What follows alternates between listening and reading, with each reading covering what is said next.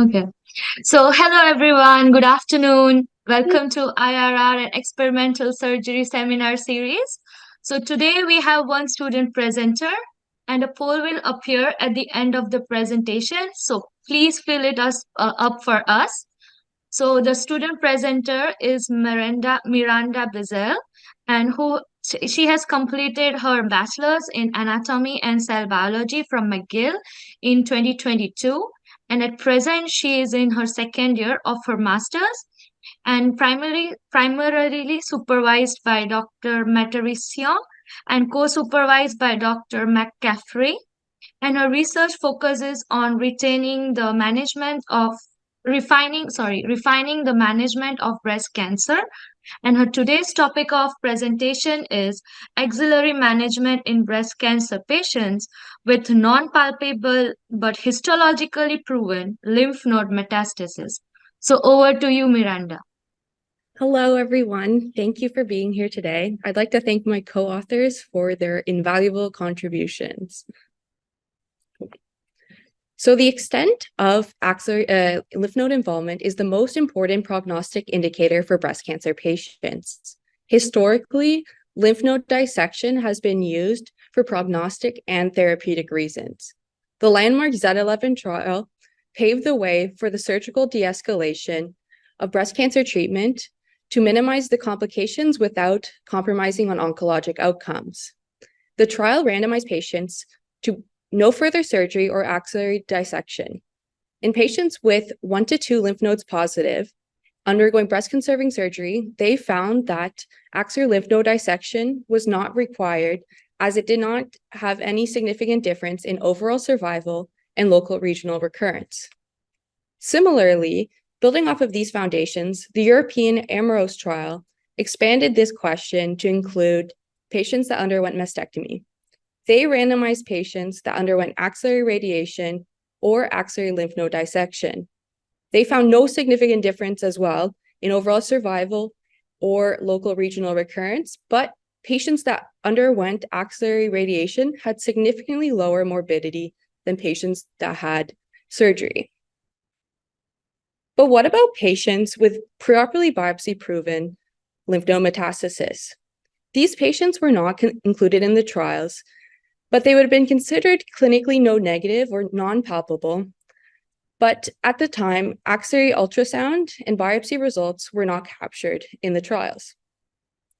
The question we are trying to answer is that biopsy node a sentinel lymph node, meaning that the patients can de-escalate the extent of surgery that they can do, or is it a harbinger for extensive lymph node involvement, meaning that these patients should continue to proceed to a full axillary lymph node dissection? Prior to being included in the surgical de-escalation, we wanted to see whether these patients indeed had limited axillary involvement. To that end, in non-palpable but biopsy-proven lymph node positive patients undergoing upfront surgery, we wanted to compare the frequency of patients that had 1 to 2 positive lymph nodes versus patients that had 3 or more lymph nodes positive. Our secondary objective was to identify clinical, pathological, and radiologic features predictive of extensive lymph node involvement defined as 3 or more lymph nodes positive. To do this, we conducted a single institution retrospective cohort study of all non-palpable stage 1 to 2 breast cancer patients from 2005 to 2022. All patients must have had a positive lymph node on biopsy prior to surgery. Patients were excluded if they had neoadjuvant chemotherapy or endocrine therapy, as well as distant metastasis at diagnosis or inflammatory breast cancer. All in all, our cohort included 111 patients that underwent an axillary node dissection. Moving on to our first objective, our study yielded some very surprising results. Of the patients that had 1 to 2 lymph node positive, our cohort included 34% of those patients. This was significantly lower than the patients, than the Z11 and the Asyncronous trials, which had 77 and 95% of patients with 1 to 2 lymph nodes positive. So 2/3 of patients in our cohort would not have fit the Z11 or the Asyncronous trial criteria, and would have had to undergo an axillary lymph node dissection. Even more surprisingly, 78% of the patients with 3 or more lymph nodes positive had 4 lymph nodes positive, which upstages them to N2 disease. Moving on to our patient characteristics, you can see here that the median age of diagnosis was 63 years old. I'd like to point out a few things. So here you can see that the patients, 54% of the patients underwent mastectomy, as well as the predominant invasive tumor subtype being ductal carcinoma, invasive ductal carcinoma, as expected. Next, we looked at the tumor molecular subtypes. As you may know, patients that are HER2 enriched or triple negative are triaged to neoadjuvant chemotherapy prior to surgery. However, there are some cases where patients have tumors that are less than 1 centimeter that go directly to surgery. However, this only made up a small fraction of our cohort. Moving on to the predictors of extensive lymph node involvement. We conducted a multivariate logistic regression to identify preoperative predictors of extensive lymph node involvement. 2 significant factors were revealed themselves. Firstly, patients with 2 or more suspicious lymph nodes on axillary ultrasound had an odds ratio of 17.86 of having extensive lymph node involvement. Additionally, patients with grade 3 disease also had a high odds ratio of 12.38 and a significant p-value. So in summary, based on Z11 and Emanuel's trial criteria, in non-palpable but preoperatively biopsy-proven lymph node positive patients, on axillary lymph node dissection, only 1 in 3 patients had 1 to 2 positive lymph nodes and then could have been considered as the sentinel lymph node. And these patients could have spared an axillary lymph node dissection. But more shockingly, 2 in 3 patients had extensive lymph node involvement, meaning that biopsy node is a harbinger of extensive lymph node involvement. And at present, our results do not support these patients foregoing axillary lymph node dissection. Specifically, in patients that have 2 or more suspicious lymph nodes on axillary ultrasound or have grade 3 disease, these patients should directly be triaged to axillary lymph node dissection. I'd like to thank my supervisors, Dr. Matarisian and Dr. McCaffrey, as well as all my collaborators on this project. Thank you. That's it. Thank you for the great presentation, Miranda. So we are open for any questions.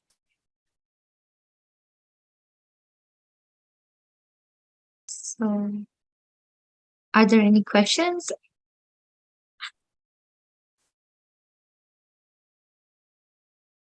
I don't think so.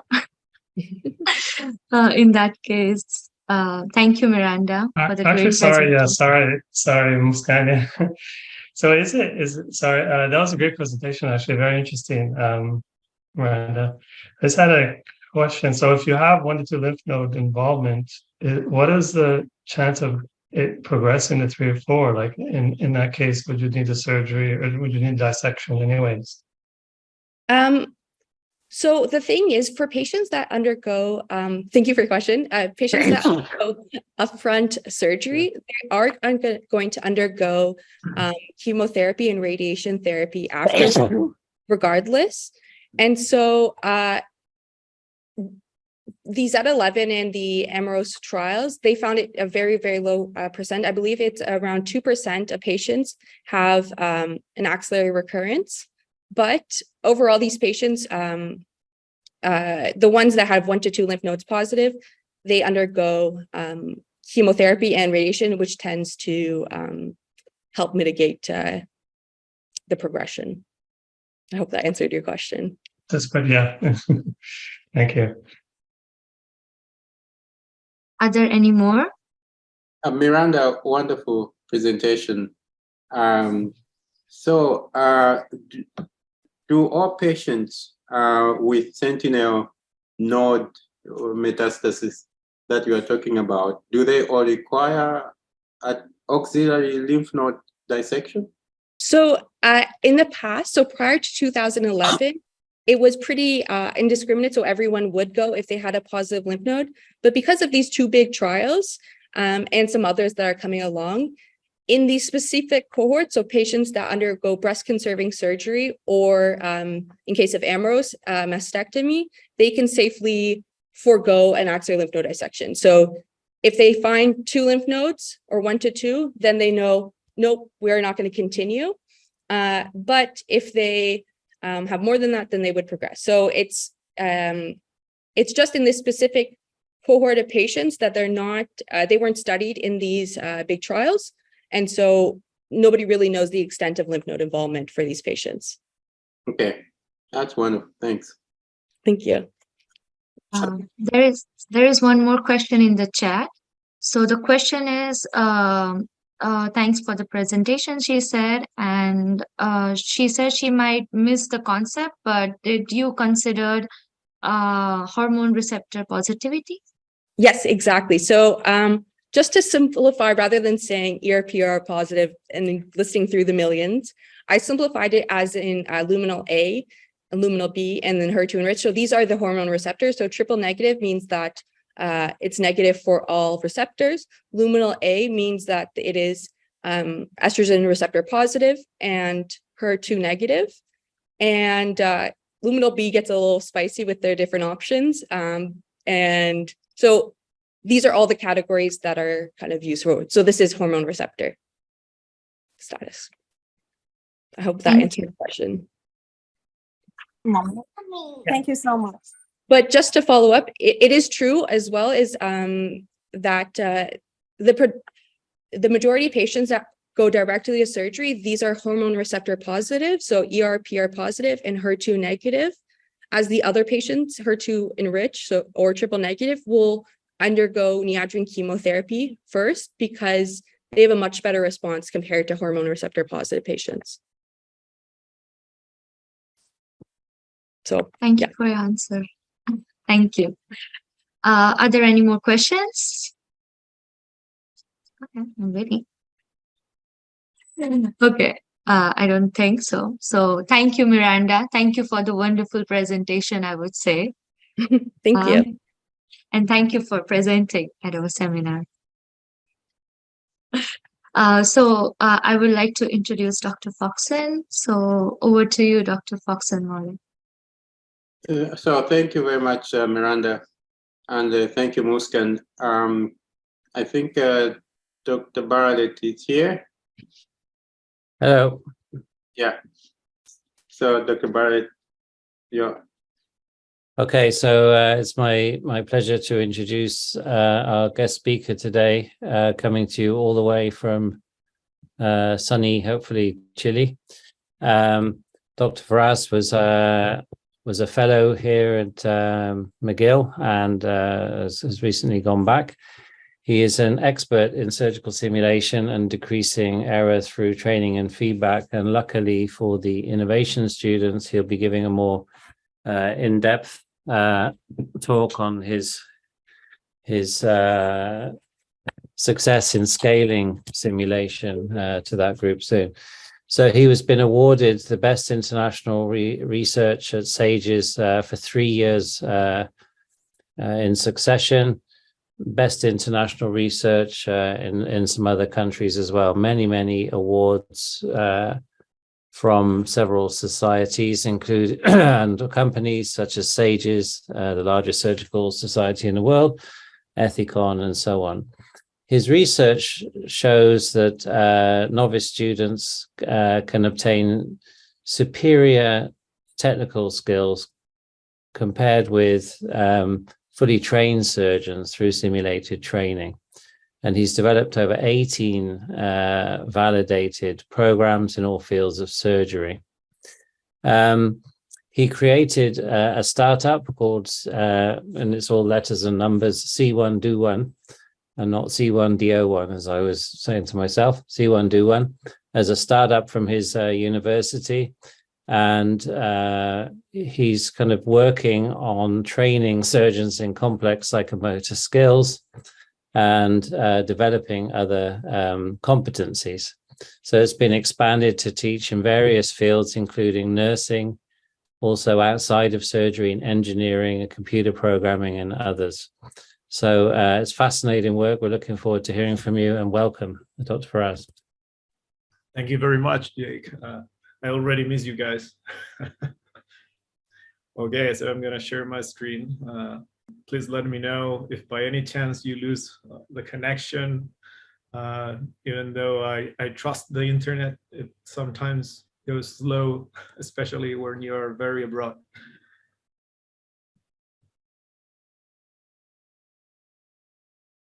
Perfect. So you should be now watching my screen, right? Yeah, that looks perfect. Okay. So we're going to talk about advanced surgical simulation. The concept advanced can be very varied. It can be related to the technique that we surgeons apply, or it can also be basically applied to the complexity of how the simulation is established, such as team-based learning, or the level of deepness that we want to train our trainees. So I'm going to basically show you different concepts that hopefully will motivate you guys to do research on simulation, to get in contact with Jerry Fried and all of his amazing team. He has a lot of things going on at your simulation center at the Steinberg Center. So this is my conflict of interest. I'm the founder of Training Competence, who owns the platform C1 Do One. It's a spin-off of Católica University. Okay, so what do we need to learn practical skills? And I try to use this very easy to use framework that is, I call it the 3 pillars. So without these 3 pillars, it's going to be very difficult for me to basically transfer skills to someone, especially practical skills. So let's imagine I want to teach you surgical skills.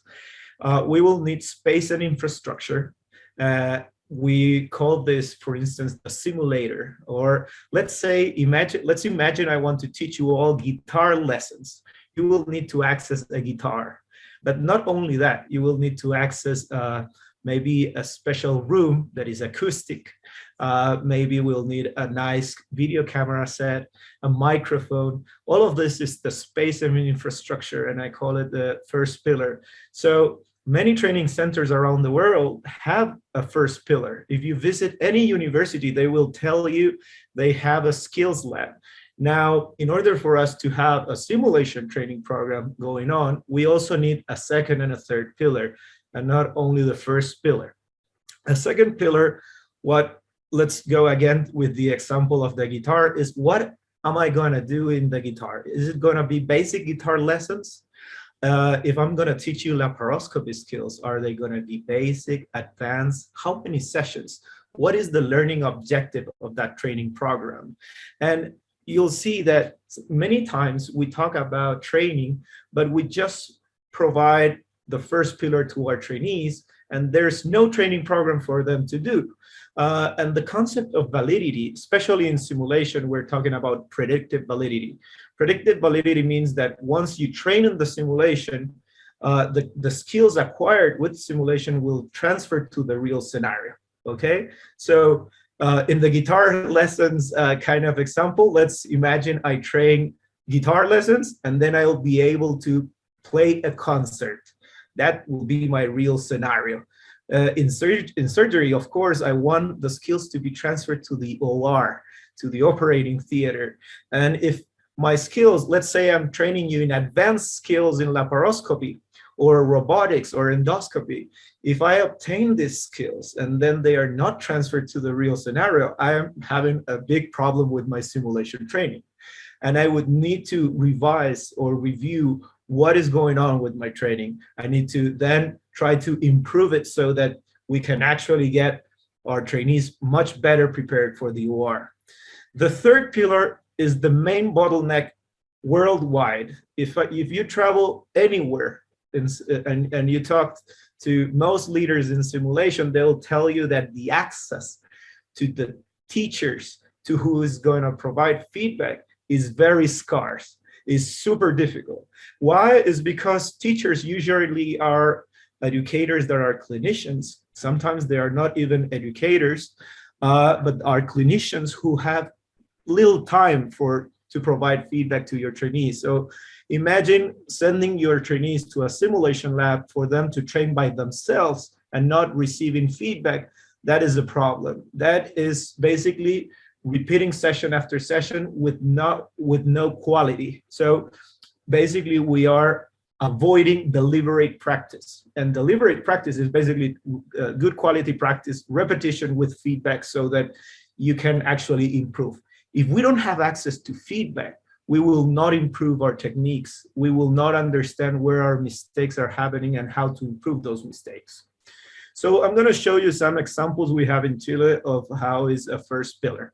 And in order for us to develop a first pillar, basically, let's remember, if I want to teach you advanced laparoscopy, I'm just showing you here some examples of perfused tissues. On the left, if you perfuse these tissues, you can do very complicated procedures. You can train, for instance, how to repair a portal vein, or you can repair how to, for instance, damage a portal vein, in this case, perfused by fake blood, artificial blood. So you can train different types of scenarios, but also you can become comfortable with the technique. In the video of the right, I'm showing you how to, for instance, do an arterial anastomosis with a 6-0 suture in this white box trainer. And why do we train this type of things, of complicated procedures, is because as a concept, we want to understand if you can train harder than the patient. Simulation worldwide has been treated for always, it has been treated as the introduction to the patient, right? It's like the step A before the patient. But what happens once you start operating on these patients? Is it feasible for us to do more complex simulations so that even our experts can go to the simulation lab and perform very difficult training programs? And I believe in this type of simulation. This is the type of simulation that, for instance, astronauts at NASA have. Because can you imagine NASA training for going to Mars and doing only, Mars 101 and then going to Mars? No, that doesn't happen. Usually they train very complicated scenarios and then they go and actually go to Mars. And this is why it takes so many years for them to do this type of mission. And not only the money is an issue, but the training programs need to be perfect. So this is other types of first pillar. This is just an inguinal hernia type of training we have. This is for, in this case, is a thoracic or lung injury. We also have a cardiac injury that is placed in a 3D printed model so that we can train many times the protocol of what to do in a penetrating cardiac injury, for instance, or lung injury. This is a training program that has a synthetic colon so that you can train very difficult and ergonomical positions of how to do ileocolostomy. And it has 12 sessions, and it usually comes after an advanced training program. This is a second pillar. I'm just showing you that at least from our HPV training program, they need to practice how to do arterial anastomosis. We are extending this to our general surgery residency because we think it's very important for them to do many arterial anastomosis, also venous anastomosis. And the training program consists of 10 sessions where basically you have a vessel. You will measure the flow of the vessel, initial flux, and then you'll cut this vessel and you'll need to do an anastomosis. So you can measure the final flux. As you can see, this is how experts, intermediate, and novices behave. The experts basically do the less damage you can observe. It's very interesting because novices don't allow blood to come out of the vessel, but they also don't allow it to pass through. So it's very interesting for them to understand that they are not doing it the right way. And of course, in simulation training, you can do this type of exposures of the technique, whereas on a real patient, you cannot do this. If you start measuring the flux, experts go, basically, it's almost like they didn't even touch the artery, while novices, they are basically having no flux. So to show results and to obtain data is very important. It allows you to do learning, database learning, decision making. So for us, this is important because if we know what is happening in simulation and we know what is happening in the OR, we can then do interventions to the simulation program. This is the results in the OR of general surgery residents that have been trained with the program, and we are very proud to understand that it's working. They are providing us a lot of feedback on how they consider the program is different from the real scenario. For instance, the ergonomy, the exposure of the tissues, and we are trying to improve our training programs based on that kind of feedback. I'm going to talk to you about this type of training program. We call it the Advanced Laparoscopy Training Program, basically because we have a basic training program. No, it's because the basis for this training program is a lot of intracorporeal suturing. And the complete objective is to perform a 2-layer lateral bowel anastomosis. This is cow bowel that we obtain from a slaughterhouse. It's very easy for us to obtain this. After this program was validated, I'm going to show you the results. There was no more need to kill an animal in our institution. This was in 2011. So this was great news because we were obtaining only samples that are needed for training. And we don't need now to train from a complete animal and to have it anesthesiated. This also lowers costs and makes very feasible and sustainable the concept of simulation training. As you can see on the right, this is the gymnasium that we have developed. I call it a gymnasium because it's always open. So you can go and train whenever you want. It's always open from Monday to Friday, from 7 a.m. to 7 p.m. And you will always have access to an instructor. There's always someone there to provide feedback. So if you start your training program, imagine you travel to Chile, you can start tomorrow and you'll receive a personal instructor who will tell you what you're doing wrong and how to improve that mistake while you perform the 16 sessions of the advanced training program. So let's see a little bit about this program and why it's important. It allowed us to understand why learning curves are so important. Check on the graph of the left, you see that the group at first, this is 25 residents, junior trainees, first year junior trainees, basically interns over there, that were training with the program. There was a lot of heterogeneity, and after the 16 sessions finished, the homogeneity is amazing, and they are all in a very high standard. Actually, for us, 20 out of 25 from a score point of view is considered expert level. We did this, we compared this with experts. As you can see, the before versus after training in the simulation, in the simulator, in the first pillar, right? It improves very good the technique of these trainees in advanced laparoscopy. Actually, this is very interesting. So the lowest performance that happens at the end of the training program is much higher than the most talented person at the beginning of the program.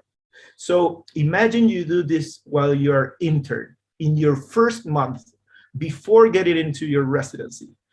And its 16th session is not that difficult to include in the residency program, especially in a 5-year program.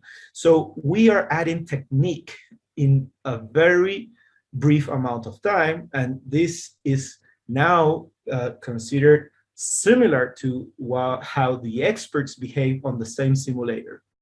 Now, the next question you need to ask yourself is, well, training in this box, does the training transfer, the skills acquired in this box, transfer to the real scenario? And I always ask this because imagine, I call it the PlayStation paradox. Of course, this is invented, but imagine you are playing FIFA PlayStation, like soccer in a PlayStation. Will you be better soccer player after you dominate the game? And the answer probably is no, right? Because everyone knows how to manipulate a joystick, but it's different to play in the field. So we need to try and consider that this is always happening in simulation. The game in simulation training will not transfer to the real scenario. But if we are able to measure in the real scenario the performance of these trainees that are trained with simulation, we can then compare the results to real surgeon. And that's what we did. So in this next study that I'm going to show you, we compared novice trainees in the OR performing a Roux-en-Y gastric bypass supervised by experts. These novice trainees were trained with simulation training, and we compared them with 5-year general surgeons without simulation training, without this training, advanced training program that I just showed you. And we also compared them to experts. And the results is that novice trainees are much better, technically speaking. And this was very obvious in the videos, which were objectively scored or assessed by two experts, blinded experts. And you can see that the worst trainee after the training program is much better than the best general surgeon after this program. So we were demonstrating that after 16 sessions of training, you can actually transfer really advanced skills in complicated cases such as a Roux-en-Y gastric bypass. So we now, I'm going to talk about the third pillar, which is basically one of the most difficult things to achieve. And I always put this picture. Why? Because you can see that in soccer, or in football, as we say in Spanish, what happens is that these trainees are not trained by the most expert soccer players. I mean, you don't call Lionel Messi to tell them, hey, can you please give them tips and tricks? Are you available on Friday? Lionel Messi would tell us, no, I'm not available. You know, I have a game. I need to practice myself. And who is training these kids? These kids are being trained by this amazing instructor, which maybe we have no clue of who he is. He's not famous at all, but he knows exactly what to tell to these trainees. He knows exactly what feedback to provide these kids and how to make them, you know, succeed, how to give them the skills that they need to go to the next level, so that there will be another instructor which will be prepared for that next level, and the next level and the next level until they reach adult, the professional level, right? So these trainers, sometimes they are not even soccer players. And this is very interesting. Why? Because in at least in sports, it's very professionalized, the way coaches and instructors work, and they know exactly what type of feedback that these kids need to improve. We need to take care of this. We need to handle this in the surgical area, because we usually are not doing this. We are usually calling the most expert clinician who will be available the exact day that you need to do the intensive workshop. And instead of us adapting to our trainees, who are always willing to train, if by any chance we can give and provide them the opportunity to train, well, that makes it much more important, because our trainees need feedback constantly. If you're going to train, as I told you, in a gymnasium fashion, you need to train 2 or 3 days a week and have accessibility to simulation training. And not only, let's say, 1 or 2 days a month, or maybe 1 or 2 days a semester or a year, which happens in many, many institutions. So with that in mind, we were presenting this in a SAGES 2016, and all of the trainees that were participating in the Learning Center, where we were showing this type of training at gymnasium and the advanced curricula, the results we were having, they were always asking us, how can we do this training ourselves in our country?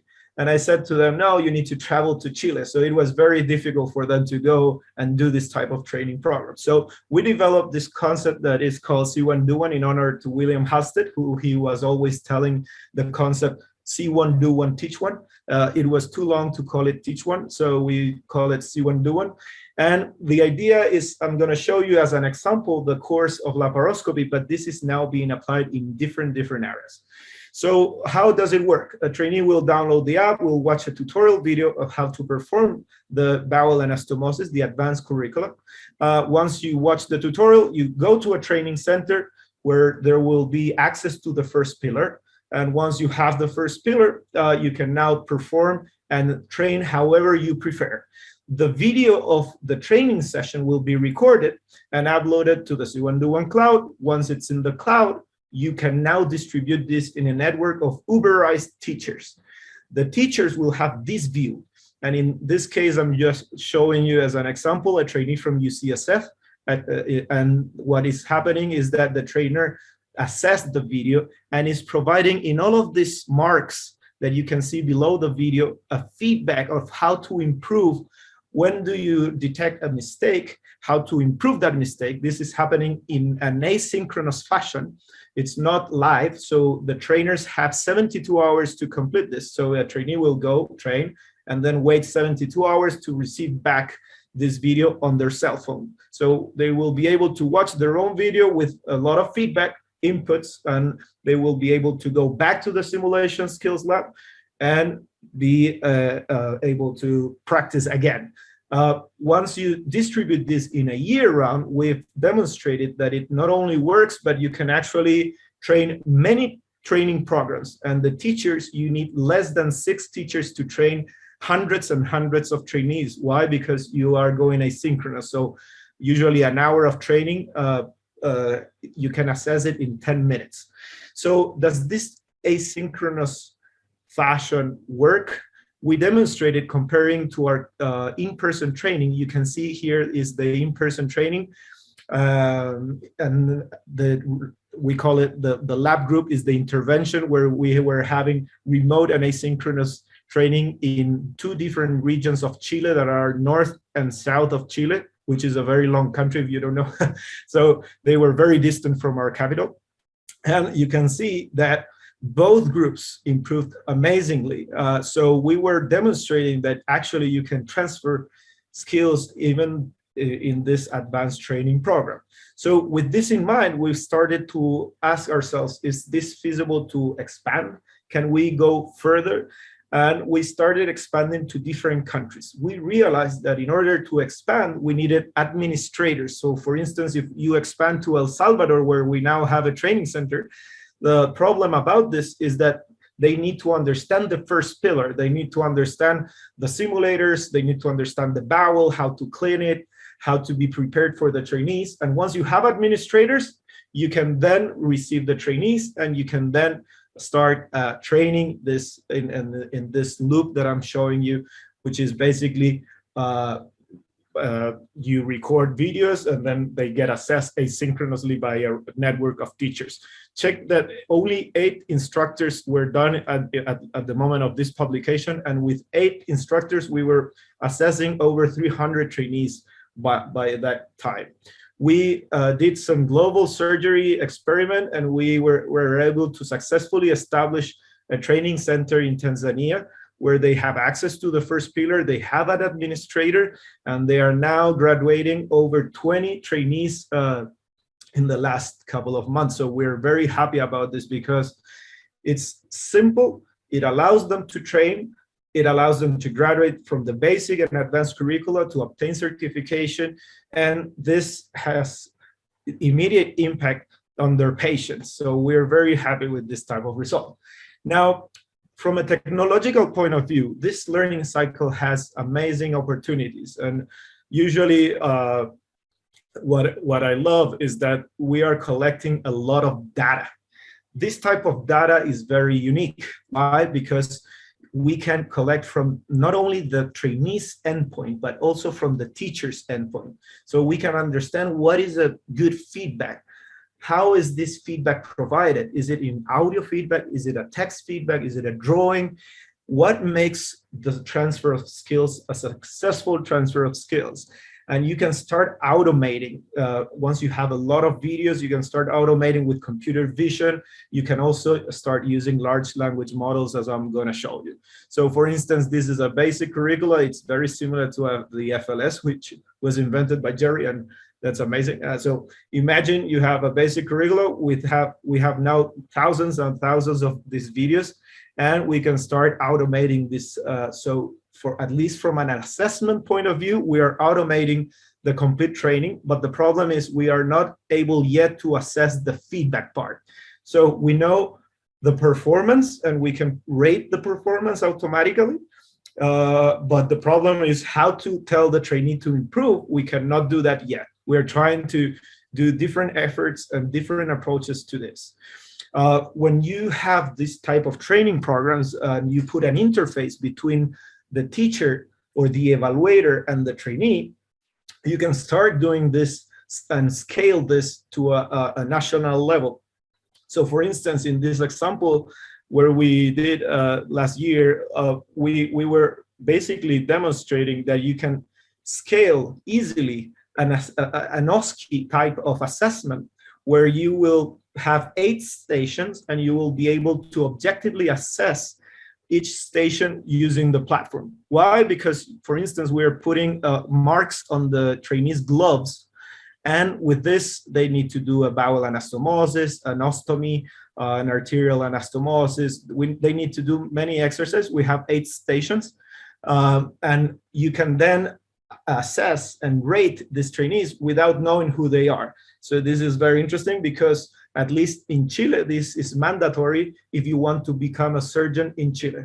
So once you train, you do theoretical exams, such as everywhere, but then you need to do this OSCE if you want to have your certificate and revalidate your title in Chile. So this is the way how you look at at any assessment. Of course, you know how video-based assessment works. I don't need to explain you that. But then, if you see an opportunity to provide feedback, the platform helps a lot. We are using this for different types of surgeries. It's only as experimental protocols. We have the highest incidence of gallbladder stones in our country, has the highest incidence in the world.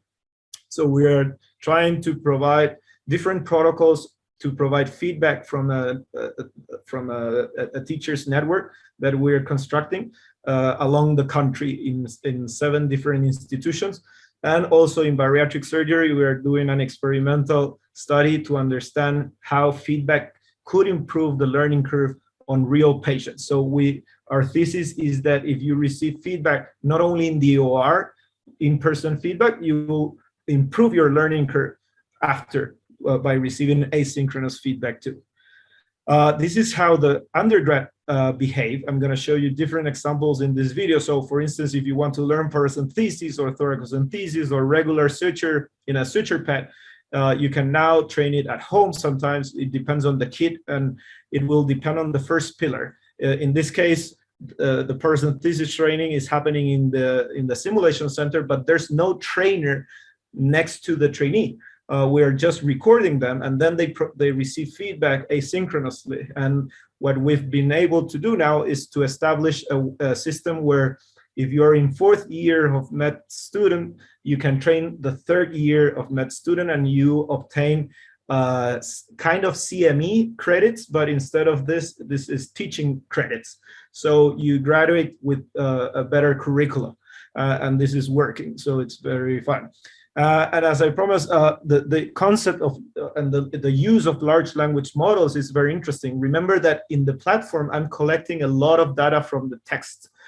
So for instance, in this, this physical therapy teacher is recording in the platform all of this. I'm sorry that it's in Spanish. I didn't have an example in English, but this is how all of the annotations that are written are in the left column. And then if you put assess, that is here, evaluate in Spanish, an artificial intelligence will assess how you provided feedback. So for faculty development, this is amazing because now it's telling you, this is working, this is working, this is working, but here you're failing. Why are you failing? And you can then step on top of the check or the cross, and it will tell you what you're failing and how to improve your feedback. So we are trying to incorporate this in our Train the Trainers courses so that the teachers are, well, at least they have a support and they realize that they can improve with every chance they can on how they communicate to their trainees. We are also trying to understand what happens from a trainee point of view.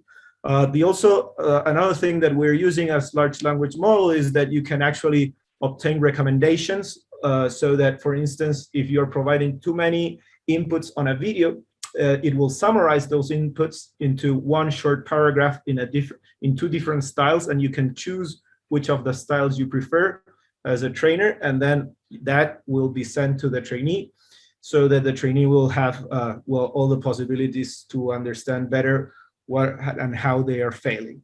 So basically, that's a lot of, I think, of concepts I wanted to share with you guys. I hope it's fun. I've enjoyed doing all of this type of work, and I'm eager to answer or try to answer any question you may have.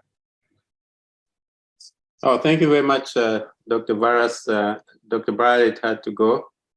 He's got some medical appointment. Any questions, please feel free to put in the chat. Dr. Hurley? Great work, Julian. Always a pleasure learning what you're doing and hearing more about it.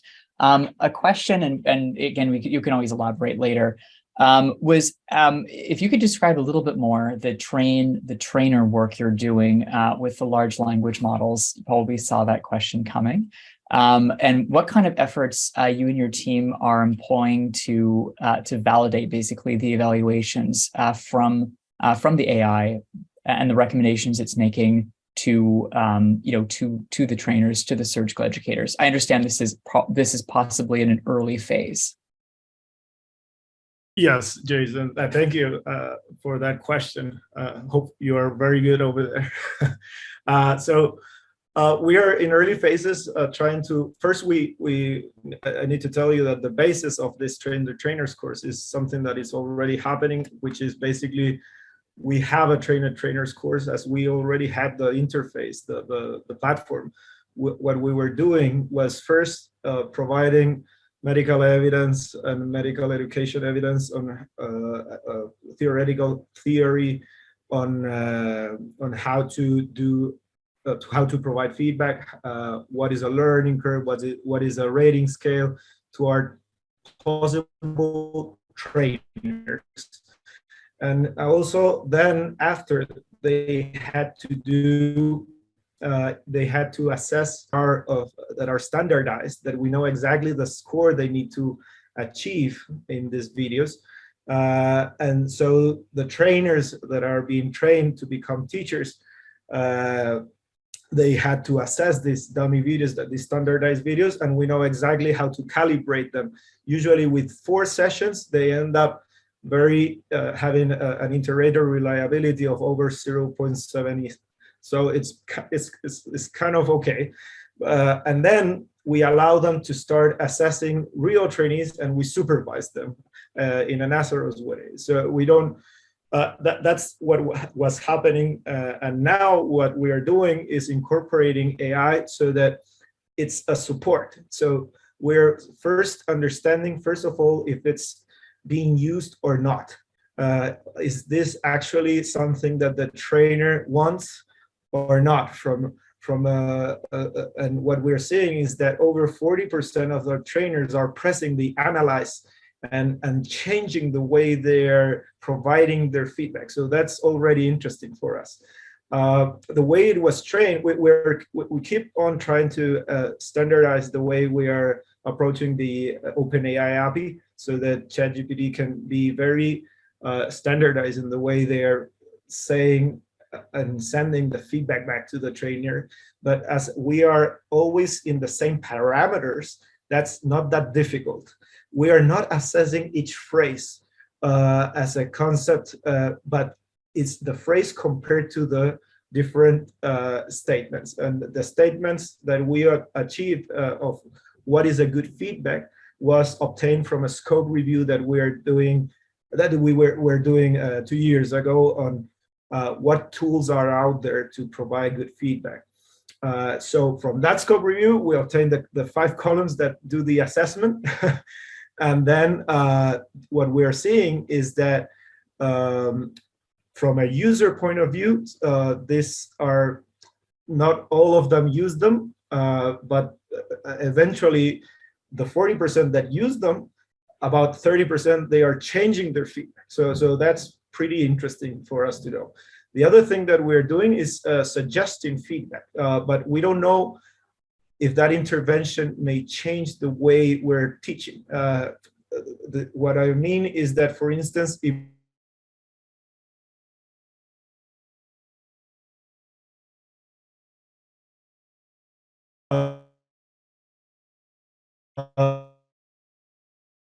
I think we may have. Be careful with the tissue. For the possibility to. Oh, sorry. Can you hear me, Dr. Faxon? Yeah, can you repeat that part? I think we lost. Sorry, my fault. So imagine you're providing a feedback, a written feedback. So the instrument will then provide you two options to change your feedback to a much more complete comment, well-written comment, and we are trying to explore if this is then accepted from the trainee's point of view in a better way. It's all very initial, Jason. So hopefully part of this research will be fulfilled, and also collaborating with Jeff Wiseman over there. And Great. with you. Very interesting work, Julián. I'm looking forward to talking more a little bit later. Dr. Fried? Thank you. And Julián, terrific talk. And I think, we're all very much focused here on competency-based education. I think that's kind of the future to ensure that the people that we train are actually safe and fit to go out and practice in the community. And the challenge, of course, is to make sure that we have methods to evaluate people that will withstand scrutiny and make sure that they will withstand legal challenges, et cetera, if we're going to hold people back or allow people to practice. So, I think the way you're doing this in a very methodical way, getting evidence, ensuring the reliability and the validity of the data that you accrue is, absolutely right on. And the challenge, of course, that everyone feels is the faculty time required to ensure that these evaluations are being conducted properly. So I think this, concept that you've developed where this can be done in a blinded, objective way by people that are properly trained asynchronously using video is really a key component. So I just want to congratulate you for the, for years and years of work that you've done, and for, coming and sharing your knowledge and your science with us at McGill. Thank you. Thank you very much, Jerry, and thank you not only for your comments now, but for the support and everything that happened in the complete year I was over there. I had an amazing experience, and partly because of you, and your team is amazing. I think the possibilities that McGill offers for any resident, for any trainee to, I would recommend for you to just go and knock the door at Jerry. He has such an amazing lines of research. So take advantage of that. That's a very unique place. Dr. Huberman? Hi. First of all, it was an incredible presentation, and some of the work that I'm doing now in my master's research overlaps very, very heavily with what you've been doing. I had a couple questions. At first, I was wondering if there's annotations taking place by the evaluators on the LAP app, but afterwards I saw you were showing some screenshots and videos, and I saw that they can add text and drawings and lines. But then I saw that you mentioned that that your application can evaluate performance automatically, and you're working on the feedback generation. So what data sets did you guys produce yourselves or use in order to train that model to rate it automatically? And are your evaluators actively annotating those videos? So are you doing like a 2-in-1, getting feedback and building a strong data set, or is that a separate venture?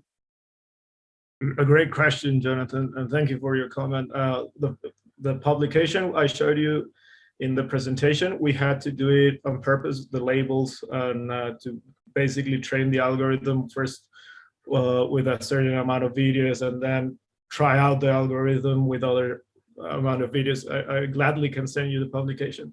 And we had to do on purpose the labeling of all of those videos back then. But then we realized, hey, we have this platform and everyone's labeling the videos on purpose. So we're now training the algorithm in a prospective way. So whenever you are basically doing something in the platform and it has a relation to AI, we have different types of tools. For instance, we are now trying out a way to provide written annotations or audio annotations that can be then transcribed and translated to a different language, so that, for instance, a teacher in Spanish can train someone in Tanzania, because we were very scarce in teachers in Tanzania, but now gladly we have at least 2 teachers over there. But that type of example, what is happening is in the platform, it's suggested like, was this a good translation? And so you can put constantly, you can put if you're okay with the suggestion or not. As I told Jason, we're very early stage in results, but especially with the recommendations of the automatic assessments. Sometimes it tells you, did a bean drop happen? For instance, there's an exercise where you need to move a bean from one side to another. So it tells you that there was a fall, that the bean drop fall down, and it didn't. So you need to press no, it didn't. And usually it confuses some movements and some part of our computer vision algorithm.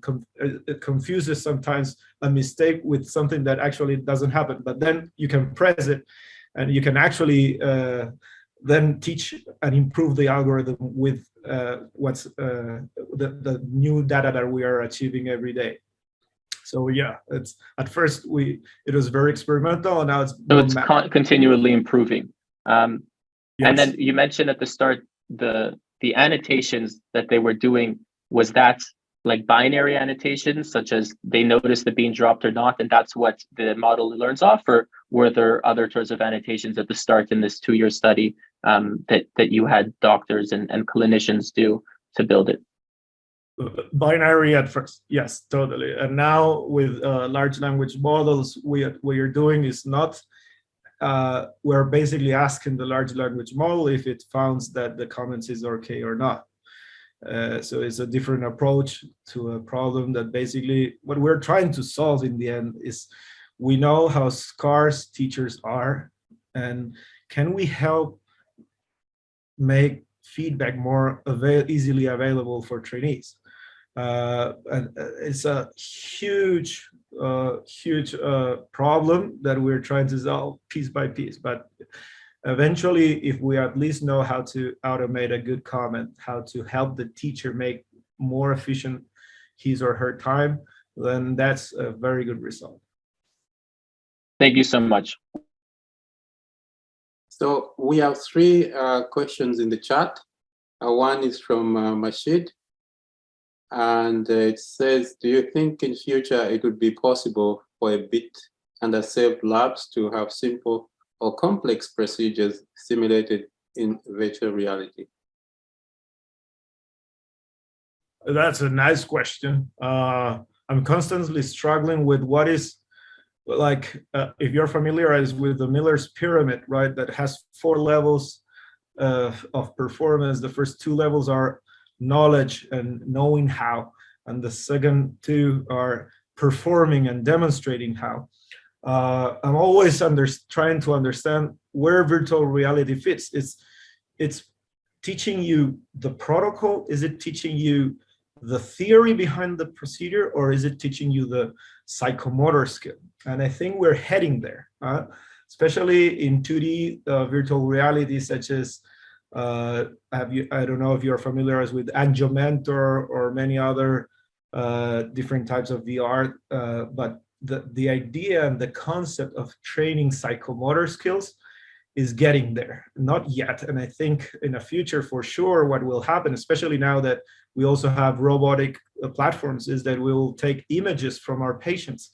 We'll be able to process those images in an amazing 3D recreation, and we will put that in the VR set, and we'll be able to, with different tools, such as, for instance, in Montreal, there's a nice company called Happily, where it enables you to touch the tissues in a different way, such as a very precise way to touch it, and that kind of haptic feedback will enable the possibility for you to train any scenario. Now, imagine you develop a learning curve of this VR training, and you can then pass that training, and millions of surgeons training at the same time, right? The same kind of processes with different types of images from different patients. That data will be passed the platforms, to the robotic platforms, and that's it. I mean, it will be the perfect ingredient for automation in robotic platforms. So the next question is from Razan. It says, do you apply this widely with all pillars at McGill's surgical program? Are there any possibilities to apply this simulation teaching in other specialties such as anesthesia or emergency medicine? Where they Well, first of all, we need to separate the methodology from specific courses. The methodology can be applied anywhere. The concept of recording someone, providing asynchronous feedback, I think that's one of a great tool for us to basically have as a complement in teaching. We don't need now to be constantly in person with our trainees at the simulation skills lab. Let's try to evolve and start using these interfaces. Why? Because you'll collect data, you'll know what's happening not only on the trainee side but on the trainer side. And the courses, what we've been doing with Católica is expanding where you can reach these courses, these gymnasium courses, such as the basic and the advanced curricula. So our advanced curricula now is in 18 cities around the world. And in North America, I only have it in UCSF and Miami Cancer Institute. It requires, as I showed in the presentation, first of all, the commitment of the institution to have a personnel who will be the administrator, right? So that we know when to receive the trainees, how to prepare the games, and knows exactly how to basically allow the trainees to do the exact training program everywhere, right? And then once your administrators are okay, you can start receiving the trainees. What we're doing at UCSF is very interesting because they have research fellows at their 3rd and 4th year of residency. And these fellows are becoming the teachers of the interns. So it's a closed loop. So the trainees go and train the 1st year, and then they receive feedback at their 1st year by their 4th year resident that is in their research fellow. And with only one resident, they are able to train the complete number of junior trainees. So that's pretty interesting. So the next question is from Temitok. I had a similar one. It says, just a question on your study on simulation trained junior residents performing better than general surgeons in advanced laparoscopy cases. Were the results achieved with simulated training evaluated immediately after completing the program? And if so, do you think it reflects a real and sustained acquisition of skills after training? Oh, yeah, that's a great question. First of all, we had a period of time, not only like one exact day, and it happened between 1 to 4 months. And the retention of skills was amazing. Not only the retention, right, the transfer of skills to the real scenario. What happened, though, that I don't say in that publication, but I do say it in a new publication we have that is about a bariatric surgery program, is that the ergonomy for the trainees was very tiring. The position they were facing the patient was absolutely tiring for our trainees. They in the simulation lab, they were training really comfortable. But in the OR, what was happening was that they started shaking and tetanizing their muscles. So this was interesting because we realized that we needed a new program, an extra program to train the muscles, the deltoids, and so on, and the different positions that you will face when you are actually facing the patient. So that's the good thing about doing research in simulation. With every type of training, there's new lines of research. But the retention of skill has been measured now at 70% at a year. So that's very good for a training program. It's almost like riding a bicycle. You'll remember how to ride the bicycle. You maybe will not be an expert in riding the bicycle at a year, but you'll be able to ride the bicycle. Yeah, so I was also quite curious about your statement that trained junior residents perform better than general surgeons on advanced cases. So is there a broad consensus that supports this statement across the board, or this was specifically for this study that you did? Well, I don't know if there's a broad consensus. At least I participate at the Association for Surgical Education. There are not that many studies that measure the transfer of skills from the simulation to the OR. Also, there are not that many advanced curriculums out there. Many of the training programs that happen everywhere are basic, are moving plastics from one side to another. And there's not that many evidence on simulation and advanced simulation transferring to the OR. So at least it's good that we have this paper. What can I tell you is that after those 25 residents were trained, that was in 2011, we have trained over 600 now, and they have all behaved really good. They have all responded amazingly in the OR. It's mandatory for us. If you don't have the advanced curricula, you will not be able to do advanced surgery, at least in our general surgery residency. So that's an important thing. The other thing is that what is happening is that they are, after the advanced, doing the next type of more specialized courses, which are the bariatric course, the HPB course, the hernia course, colorectal course. So it's something, I would say it's a learning curve to go and improve your skills to that kind of level where you're basically feeling very comfortable in the OR. Yeah. So one thing you shared with us was were the pillars, which was really excellent, and thank you very much. So I was wondering, because at the beginning you referred the first pillar as space. You were saying space. So, but when you were showing, in my mind, I thought you were talking about the fidelity, the physical and the functional fidelity. How realistic is your simulator replicate the real life? Maybe tactile sensations or things like that. Is that can you? Yeah, the first pillar for me is the simulator itself. So where is basically where the trainee will train any given procedure or any given situation. So let's say I'm training with standardized patient by Zoom. I would say that the first pillar then it's the platform of Zoom and the infrastructure you have so that you can actually interview the standardized patient, the actor, right?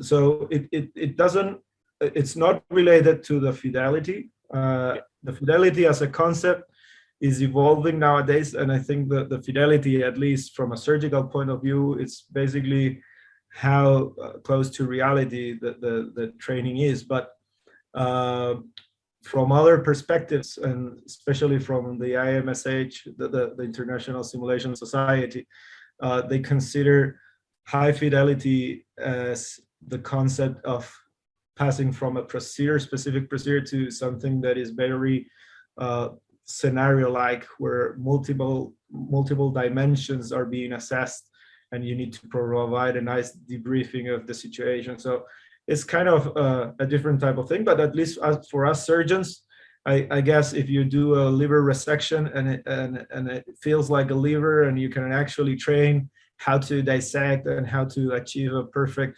segmentectomy, then that's a good high fidelity. Thank you very much. Any other questions? Mike? Sure, I have a question. Dr. Varas, a wonderful talk. Thanks again for accepting our invitation to present. Definitely well worth it. And you definitely achieved so much work in such a short amount of time. You really advanced the program. So I had a question actually more on the advancement. So I think Dr. Fried had done some of this work, has presented a little bit of this. in his presentation. I was wondering if you were advancing your program to also simulate like more like a group OR simulation where you have like more doctors, nurses together and for the trainees. I think team-based training you're talking about. Yeah, exactly. Yeah. No, team-based training for me is the ultimate way to train, especially I would say in everything. 90% of the failures in the OR are not technical, but communicational problems. And I think if we can train a learning curve, if you can train with your own team, imagine you are already doing your shifts in surgery, and you are able to go to the simulation lab and train with your own team how you'll communicate different type of procedures, which especially those that are very unique, that happen happen a few a year. If you can train them, if you can create a learning curve over them, that's amazing, because you'll start actually having a lot of impact in the operating theater in many different KPIs, such as procedural time, complications, and other things. It doesn't happen that much worldwide, and I think in McGill you do have amazing training programs that could be you could take advantage more of it. But again, we need protected time for the trainees. We need accessibility to feedback. We need accessibility to the coach and the teacher. And then to coordinate all of this team that needs to go at the same time. So it's not that easy. At least in Chile, for us, it's very difficult. So we only do it for different types of meetings or hands-ons. For sure, like you definitely advanced your program, so I could definitely see you getting to that stage rather quickly. So you've done a good job. Thank you. So thank you very much, Dr. Varas, for that fantastic talk. You could see that the chat is lighting up with excellent presentation. So I wish you could take some of those pictures from the chat.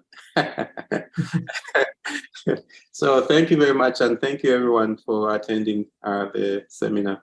And we wish you the best in Chile. Thank you. Thank you everyone for the opportunity, and let's hopefully see you soon. Yeah, see you. Definitely, thank you. Bye-bye. Bye.